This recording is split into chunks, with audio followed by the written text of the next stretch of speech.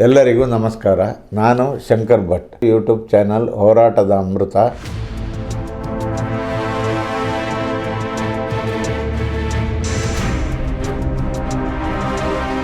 ಲೋಕಸಭಾ ಚುನಾವಣೆ ಪ್ರಚಾರದ ಅಖಾಡಕ್ಕೆ ಪ್ರಧಾನಿ ನರೇಂದ್ರ ಮೋದಿ ಅವರು ಧುಮುಕಿದ್ದು, ಏಪ್ರಿಲ್ 14ರಂದು ಕರ್ನಾಟಕಕ್ಕೆ ಪ್ರಧಾನಿ ಮೋದಿ ಆಗಮಿಸಲಿದ್ದಾರೆ. ರಾಜ್ಯದ ಚಿಕ್ಕಬಳ್ಳಾಪುರ ಲೋಕಸಭಾ ಕ್ಷೇತ್ರ ಹಾಗೂ ಬೆಂಗಳೂರಿನಲ್ಲಿ ಪ್ರಧಾನಿ ಮೋದಿ ಪ್ರಚಾರ ನಡೆಸಲಿದ್ದಾರೆ. ಚಿಕ್ಕಬಳ್ಳಾಪುರದಲ್ಲಿ ಬೃಹತ್ ಸಾರ್ವಜನಿಕ ಸಮಾವೇಶ ನಡೆಯಲಿದ್ದು, ಅದೇ ದಿನ ಬೆಂಗಳೂರು ಉತ್ತರ ಲೋಕಸಭಾ ಕ್ಷೇತ್ರದಲ್ಲಿ ಬೃಹತ್ ರೋಡ್ ಶೋ ಪ್ಲಾನ್ ಮಾಡಲಾಗಿದೆ.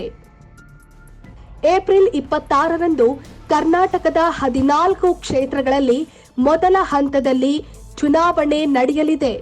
ಈ ಹಿನ್ನೆಲೆಯಲ್ಲಿ ಬೆಂಗಳೂರಿನಲ್ಲಿ 2 ವಿಧಾನಸಭಾ ಕ್ಷೇತ್ರಗಳನ್ನು ಒಳಗೊಂಡು ಮೋದಿ ರೋಡ್ ಶೋ ನಡೆಸಲು ಪ್ಲಾನ್ ಮಾಡಲಾಗಿದೆ. ಬೆಂಗಳೂರು ಉತ್ತರ ಲೋಕಸಭಾ ಕ್ಷೇತ್ರದ ವ್ಯಾಪ್ತಿಯ ಬ್ಯಾಟರಾಯನಪುರ ಮತ್ತು ಹೆಬ್ಬಾಳ ಕ್ಷೇತ್ರಗಳನ್ನು ಒಳಗೊಂಡಂತೆ ರೋಡ್ ಶೋ ನಡೆಯಲಿದೆ. ಇಂದು ನಮೋ ರೋಡ್ ಶೋಗೆ ರೂಟ್ ಮ್ಯಾಪ್ ಸಿದ್ಧಪಡಿಸುವ ಸಾಧ್ಯತೆ ಇದ್ದು, ಚಿಕ್ಕಬಳ್ಳಾಪುರ ಕ್ಷೇತ್ರದ ದೇವನಹಳ್ಳಿಯಲ್ಲಿ ಮೋದಿ ಸಮಾವೇಶ ಆಯೋಜನೆ ಮಾಡಲಿದ್ದಾರೆ ಅನ್ನೋ ಮಾಹಿತಿ ಲಭ್ಯವಾಗಿದೆ.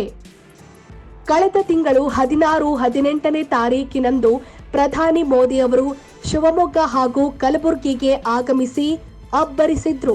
ರಾಜ್ಯದ 28 ಕ್ಷೇತ್ರಗಳಲ್ಲಿ 28 ಕ್ಷೇತ್ರ ಗೆಲ್ಲಬೇಕನ್ನೋ ಉದ್ದೇಶದೊಂದಿಗೆ ಮುನ್ನಡೆಯುತ್ತಿರುವ ಬಿಜೆಪಿ ರಣತಂತ್ರಗಳನ್ನ ಎಣೆಯುತ್ತಿದೆ. ಮೋದಿ ಆಗಮನದ ವೇಳೆಗೆ ಪಕ್ಷದ ಬಂಡಾಯ ಹಾಗೂ ಮೈತ್ರಿ ಸಮನ್ವಯ ಸಾಧಿಸಲು ರಾಜ್ಯ ನಾಯಕರು ಮುಂದಾಗಿದ್ದಾರೆ. ಅಲ್ಲದೆ ಈ ಬಾರಿಯ ಮೋದಿ ಸಮಾವೇಶದಲ್ಲಿ ಬಿಜೆಪಿ ನಾಯಕರು ಕೂಡ ಭಾಗಿಯಾಗುವ ನಿರೀಕ್ಷೆ ಇದೆ. ಲೋಕಸಭಾ ಚುನಾವಣೆಯ ಪ್ರಚಾರದ ದೃಷ್ಟಿಯಿಂದ ಬಿಜೆಪಿ ಕರ್ನಾಟಕದಲ್ಲಿ 8 ಕ್ಲಸ್ಟರ್ಗಳನ್ನು ಮಾಡಿದೆ. ಉತ್ತರ ಕರ್ನಾಟಕ, ಕರಾವಳಿ ಸೇರಿದಂತೆ ಹಳೆ ಮೈಸೂರು ಭಾಗ ಸೇರಿ ಒಟ್ಟು 8 ಕ್ಲಸ್ಟರ್ಗಳನ್ನು ಮಾಡಲಾಗಿದೆ. ಇದರಂತೆ ಚಿಕ್ಕಬಳ್ಳಾಪುರ ಕ್ಷೇತ್ರದಲ್ಲಿ ಮಧ್ಯಾಹ್ನ 3ಕ್ಕೆ ಸಮಾವೇಶ, ಆ ಬಳಿಕ ಬೆಂಗಳೂರು ಉತ್ತರದಲ್ಲಿ ರೋಡ್ ಶೋ ಹಾಗೂ ತುಮಕೂರಿನಲ್ಲೂ ರೋಡ್ ಶೋ ನಡೆಸಲು ಮುಂದಾಗಿದ್ದಾರಂತೆ.